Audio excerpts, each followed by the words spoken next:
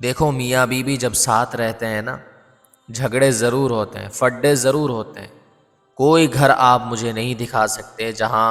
جس گھر میں کبھی کوئی جھگڑا نہیں ہوا ہو، کبھی کوئی مسئلہ پیش نہ آیا ہو۔ ایسا کبھی نہیں ہو سکتا۔ یہاں ہر گھر میں کچھ نہ کچھ اونچ نیچ ہوتی رہتی ہے، جھگڑے ہوتے رہتے ہیں۔ یہ فطرت ہے، ہر گھر کا ماحول ہے۔ مگر آپ سکون والی زندگی کیسے گزار سکتے ہیں؟ ازدواجی زندگی کو پرسکون کیسے بنا سکتے ہیں؟ کچھ نہ کچھ تو باتیں ہوتی رہیں گی، اس سے کوئی بھی انکار نہیں کر سکتا۔ مگر پھر بھی ان جھگڑوں کے ساتھ، ان فڈوں کے ساتھ اپنی زندگی کو کیسے خوشگوار بنایا جا سکے، اور عام طور پر جھگڑے کی وجہ کیا ہے آج میں آپ کو بتاؤں گا۔ دیکھیں،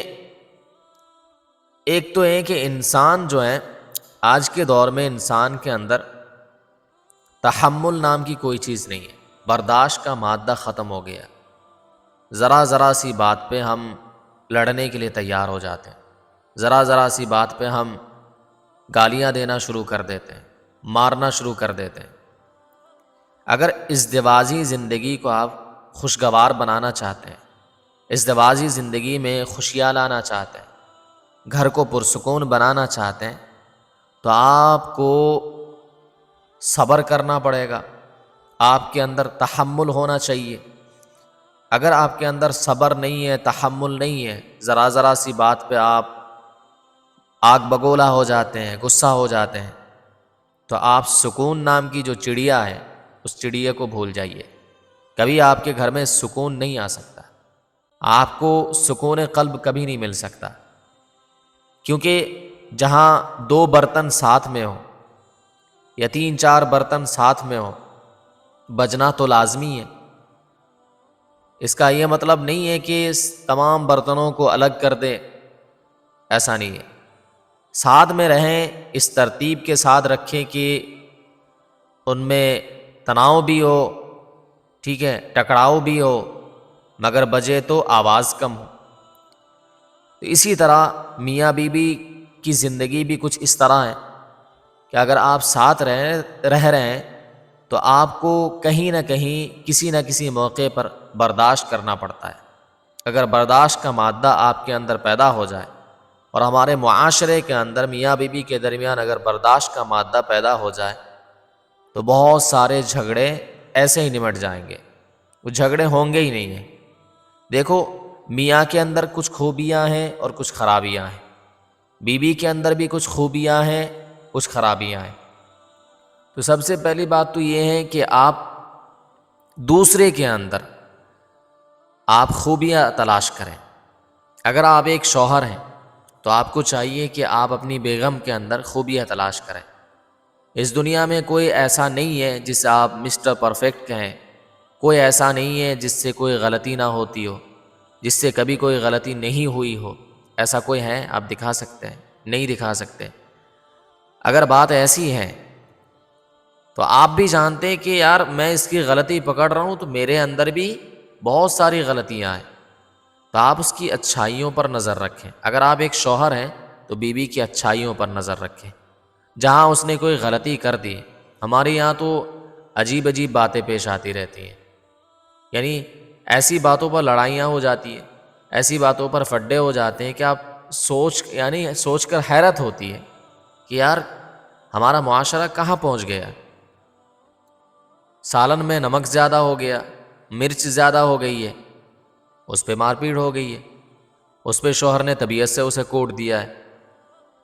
یہ کیسے اخلاق ہیں؟ نبی کے اخلاق تو ایسے نہیں تھے، ہمارے پیارے آقا صلی اللہ علیہ وسلم کے اخلاق تو ایسے نہیں تھے۔ کیا اللہ کے نبی نے ہمیں یہ تعلیم دی ہے کہ ذرا ذرا سی بات پہ ہاتھ اٹھانا شروع کر دیں؟ ایسا تو ہمارے نبی کے اخلاق نہیں ہے، اور نہ ہی شریعت نے اس کی اجازت دی ہے کہ آپ ذرا ذرا سی بات پہ مارنا پیٹنا شروع کر دیں، درندہ بن جائے، جانور بن جائے، جانوروں کی طرح اپنی بیویوں کے ساتھ برتاؤ کریں، ایسا بالکل بھی نہیں ہے۔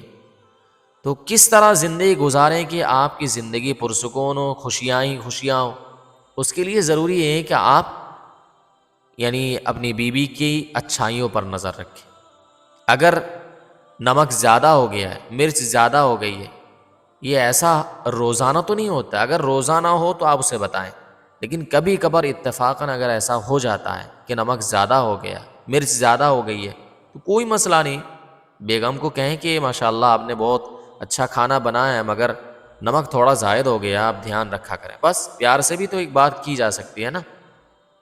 مگر آپ فوراً طیش میں آ جاتے ہیں اور مارنا شروع کر دیتے ہیں، یہ صحیح نہیں ہے، یہ اخلاق کی کمی کی بات ہے اور آپ کا کردار صحیح نہیں ہے، یہ اس کی علامت ہے۔ اسی طرح اگر اس سے کوئی غلطی ہو جاتی ہے تو آپ کیا کریں،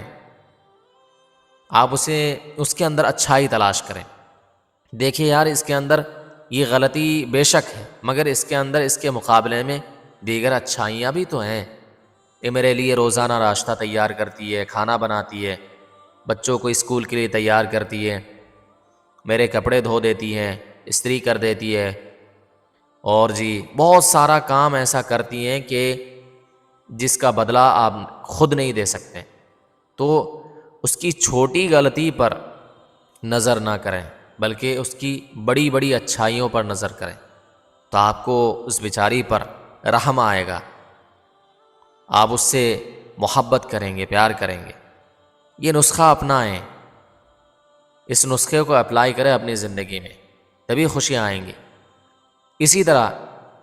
اگر بیوی کو شوہر کے اندر کوئی برائی نظر آئے تو اسے بھی یہی چاہیے کہ اس کی اچھائیوں پر نظر کرے کہ میرا میاں جو ہیں میرے لیے، میرے بچوں کے لیے، میرے گھر والوں کے لیے کتنی محنت کرتا ہے، رات دن ایک کر کے محنت کرتے ہیں، پیسہ جمع کرتے ہیں، روزانہ سبزی کا انتظام کرتے ہیں، اسی طرح سالن کا، اسی طرح گوشت کا، ہر چیز کا، یعنی ضروریات زندگی جو ہیں ان تمام چیزوں کا انتظام کرتے ہیں، تو کیا ہو گیا اگر انہوں نے مجھے ڈانٹ دیا، کیا ہو گیا اگر انہوں نے میری یہ بات نہیں مانی، کیا ہو گیا، ٹھیک ہے نا؟ تو چھوٹی چھوٹی غلطیوں کو نظر انداز کرنا سیکھیں، برداشت کا مادہ اپنے اندر پیدا کریں، یہ شوہر کے لیے بھی ضروری ہے اور بیگم کے لیے بھی ضروری ہے، دونوں کے اندر اگر برداشت کا مادہ پیدا ہو جائے، کمپرومائز کا مادہ پیدا ہو جائے، ایسا نہیں ہوتا ہے کہ یار ذرا ذرا سی بات پہ آپ لڑنا شروع کر دیں، اگر آپ کے اندر معاف کرنے کا ہنر نہیں ہے، معاف کرنے کی ہمت نہیں ہے، برداشت کرنے کی ہمت نہیں ہے، تو آپ کبھی بھی سکون میں نہیں رہ سکتے۔ اور میں ایک شوہر کو ایک بات کہنا چاہتا ہوں، جو ہمارے نوجوان ہیں جن کی ابھی ابھی شادی ہوئی ہے، جن کا خون گرم ہے، میں ان سے ایک بات کہنا چاہتا ہوں، وہ یہ ہے کہ میاں یعنی بیوی اگر تمہاری بات نہ سنے نا، ایک دم سے ہاتھ مت اٹھاؤ، بلکہ ایک فارمولا آپ کر سکتے ہیں، وہ یہ ہے کہ 3 سٹیپ اپنائیں گے آپ اپنی زندگی میں، ازدواجی زندگی میں، اگر کبھی آپ کی بیوی بات نہیں مانتی ہے تو آپ 3 سٹیپ اپنائیں گے۔ پہلا سٹیپ یہ ہے، اگر وہ آپ کی بات نہیں مان رہی ہے، پہلے ہاتھ نہیں اٹھانا ہے، پہلے آپ کو کیا کرنا ہے، اس کو پاس میں بٹھانا ہے، بازو میں بٹھانا ہے، اس کی تعریفیں کرنی ہے، پیار محبت سے اسے کہنا ہے کہ بیگم جہاں آپ بہت خوبصورت ہیں، آپ سے زیادہ پیاری اور خوبصورت میری نظر میں اس دنیا میں کوئی بھی نہیں ہے، آپ بہت اچھی ہیں، نیک صالح خاتون ہیں، آپ سے بہتر کوئی بھی نہیں ہے، آپ تو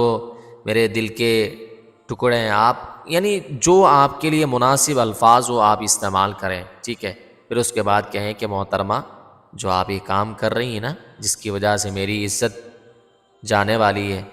اور یہ جو غلطی بار بار آپ ریپیٹ کر رہی ہے یہ مناسب نہیں ہے، آپ کے لیے بھی نہیں ہے اور نہ ہمارے لیے مناسب ہے، اس وجہ سے آپ اس سے بچ جائیں، یہ ہمارے لیے بہتر ہے، ہم دونوں کے لیے بہتر ہے، خام کا میرا ہاتھ اٹھ جائے گا، یہ اچھی بات تھوڑی ہے، تو آپ اس سے باز آ جائیں، اس طرح پیار محبت سے سمجھا دیں، تو اگر اچھی ہوگی تو سمجھ جائے گی، مگر کوئی بھروسہ نہیں ہے، ٹیڑھی پسلی ہے، اگر پہلی مرتبہ عام طور پر پہلا سٹیپ اپناتے ہی نہیں ہے، دوسرے بلکہ تیسرے سٹیپ پر پہنچ جاتے ہیں، ٹھیک ہے نا؟ تو پہلا سٹیپ ضرور اپنائیں، سمجھائیں، سمجھانے سے انسان بعض دفعہ سمجھ جاتا ہے، تو اس وجہ سے اسے سمجھائیں، کیا پتہ وہ سمجھ جائے، آپ کی بات مان لے، ہمیشہ جو ہے نا یعنی ہاتھ اٹھانے سے کام نہیں بنتا ہے، بہت سی مرتبہ ہاتھ اٹھانے سے، طیش میں آنے سے، غصہ دکھانے سے کام بگڑ جاتا ہے، ٹھیک ہے نا، اس کی یعنی اس کے مزاج میں چڑچڑاہٹ پیدا ہو جاتا ہے، اس وجہ سے اسے پیار محبت سے سمجھائے، کیا پتہ کہ وہ آپ کی محبت سے اس قدر یعنی آپ کے محبت کی وجہ سے اس قدر دیوانہ ہو جائے، آپ کی تعریف کے کلمات سن کر دیوانہ ہو کر وہ کام کو چھوڑ دے جو آپ کو پسند نہیں ہے۔ دوسرا سٹیپ یہ ہے کہ آپ اسے کہیں نہیں، اگر وہ پہلے سٹیپ سے بات نہیں مان رہی ہے تو آپ ایسا کریں کہ یہی دوسرا سٹیپ ہے کہ آپ جو ہے نا ایک ہی بستر میں سوئیں، مگر آپ اس کی طرف چہرہ کر کے نہ سوئیں بلکہ اس کی طرف پیٹھ کر کے سوئیں۔ اگر وہ واقعتاً محبت کرنے والی خاتون ہوگی، اس کو پتہ ہوگا، اندازہ ہو جائے گا کہ میرا جو شوہر ہے یہ مجھ سے ناراض ہے، اگر وہ واقعتاً محبت کرنے والی ہے نا، وہ آپ کو پیچھے سے پکڑ لے گی اور یہ کہے گی کہ مجھ سے دوبارہ ایسا کام نہیں ہوگا، میں نے بہت بڑی غلطی کر دی ہے، آپ مجھے معاف کر دیں، آپ مجھ سے ناراض نہ رہیں، مجھ سے خفا نہ رہیں، ادھر آئیں، میری طرف دیکھیں، مجھ سے بات کریں، ٹھیک ہے، یہ ہو گیا دوسرا سٹیپ۔ اب اگر اس سے بھی مسئلہ حل نہیں ہو رہا ہے، اس سے بھی بات نہیں بن رہی ہے، ٹیڑھی کی ٹیڑھی ہے، ٹھیک ہے، بات ماننے کے لیے تیار ہی نہیں ہے، تو تیسرے سٹیپ پہ، تیسرے قدم پہ جا کے آپ کے لیے شریعت نے اجازت دی ہے کہ آپ کیا کریں، ایک ایسی مار لگائے جس سے اس کے بدن کو زیادہ چوٹ نہ آئے اور کام بھی بن جائے، جیسے کہتے ہیں نا کہ سانپ بھی مر جائے اور لاٹھی بھی نہ ٹوٹے، ایک ساتھ دونوں کام ہو جائے۔ تو یہ تیسرا سٹیپ ہے، تیسرے نمبر پر شریعت نے کس کو رکھا ہے؟ ہلکی مار کو رکھا ہے، اور ہم کیا کرتے ہیں، ذرا ذرا سی بات میں مارنا شروع کرتے ہیں، اور ایسا مارنا شروع کرتے ہیں، وہ بھی پہلے نمبر پر ہے نا، ایسا مارنا شروع کرتے ہیں کہ خون نکلنا شروع ہو جاتا ہے۔ یہ درندگی ہے، یہ جہالت پنا ہے اور کچھ نہیں ہے، آپ سے بڑھ کر کوئی جاہل نہیں ہے اگر آپ ایسا کرتے ہیں۔ جو لڑکیاں ہوتی ہیں، جو خواتین ہوتی ہیں، وہ پھول کی طرح ہوتی ہیں، اللہ نے انہیں معصوم بنایا، ان کے جسم کو یعنی نازک بنایا ہے، اگر آپ ان کے ساتھ اس طرح برتاؤ کریں گے تو پھر یہ صحیح نہیں ہوگا، آپ کی زندگی کبھی بھی خوشگوار نہیں بنے گی۔ تو بہتر ہے کہ آپ اپنی زندگی کو سنواریں اور ان کے ساتھ اچھا برتاؤ کریں۔ اللہ ہماری زندگی میں اور آپ کی زندگی میں خوشیاں نصیب کریں۔